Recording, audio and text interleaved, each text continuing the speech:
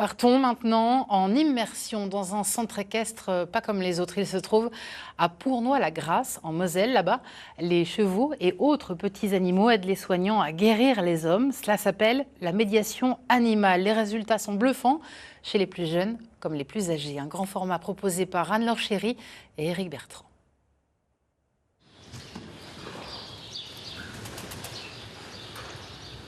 J'essaie d'installer les choses, sentir en toi si c'est différent ou pas. On accueille. Béatrice cherche à combattre ses blocages. Ici, c'est un centre équestre où on ne monte pas à cheval.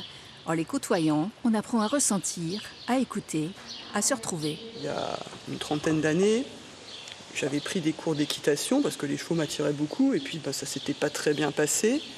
Et surtout, outre les chutes et puis les tentatives de morsure et tout, j'avais jamais eu l'impression de réellement développer une complicité avec les chevaux. Ils étaient interchangeables, on passait de l'un à l'autre au fil des heures. Nathalie, la fondatrice, vient de l'équitation classique. Un jour, elle abandonne les fers et les morts pour changer sa relation aux animaux. Le cheval, ça a fait partie de ma vie depuis toute petite. Je sais que j'ai embêté mes parents longtemps. Chaque fois qu'il y avait une kermesse, un rassemblement, une image cheval, il fallait que je sois là, présente. Et à cette époque-là, j'étais malade.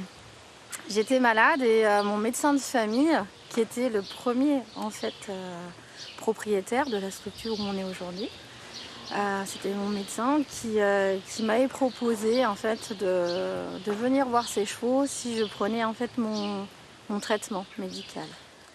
On essaie de le prendre avec nous et on voit s'il nous suit. Est-ce que c'est Paul qui prend le choupaya? Vas-y Paul, je te tiens ta casquette. Oh oui, bien sûr. Je garde ma casquette parce que c'est mal à la tête. Allez. Il y a un an, Paul n'approchait pas les animaux. En promenant les alpagas, Cassie a gagné de la stabilité pour marcher. Ilana, elle, a accepté des responsabilités. D'accord? Oui, ça fait Guili. Tu lui as donné à manger? Oui. Et ça a fait quoi? Les guilis. Ça a fait des guilis? Il est gentil? C'est celui que tu préfères? Oui. Ouais. J'aime bien aussi. Allez, dehors. Ouh, doucement. Sur le coup. Il t'a pas vu arriver avec la main. On a eu aussi des sons, des petites filles qui a sorti des sons lors de séances et qui est non-verbale et on n'a jamais entendu sa voix. Et là, elle était dans l'imitation du cheval. Et voilà, c'est magique ici. Même pour vous, c'est émouvant. Oui, oui, oui. Des animaux qui sont aussi soignés que les patients qu'ils aident. Ma fille.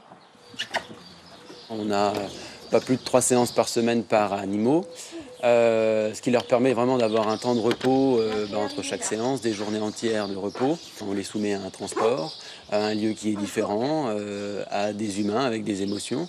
Donc c'est important de pouvoir respecter des temps de repos pour eux, tout simplement. Donc les cochons d'Inde ont des RTT, c'est ça? C'est ça.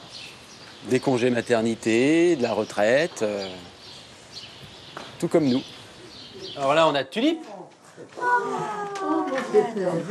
Dans cette unité de maison de retraite spécialisée dans Alzheimer, on cajole un peu, mais on parle surtout beaucoup. Voilà, un petit bout chacun. Ouh là là, ils ont une force phénoménale. Hein. Tu sens quand ils tirent dessus? Oui, bien sûr. Oh, mais vous êtes des coquins. Hein? L'animal, c'est un collègue très important dans les séances, mais c'est vrai que l'essentiel, c'est créer du lien, créer de l'échange et de rallumer cette petite flamme qui, pour certains, est un peu éteinte. Hein? Moi, je faisais des baisers avec le mien. Ils vous rendent 10 fois ce que vous leur donnez. Hein. Même en bêtises. Cassie, tu veux marcher? On y va. Ça, c'est pareil. Cassie, elle nous prononçait toujours le même mot. J'ai peur, j'ai peur. Aujourd'hui, elle a envie de marcher avec. La mère de Cassie s'autorise maintenant à retourner voir la famille ou les amis qui ont des animaux. Elle ne le faisait plus.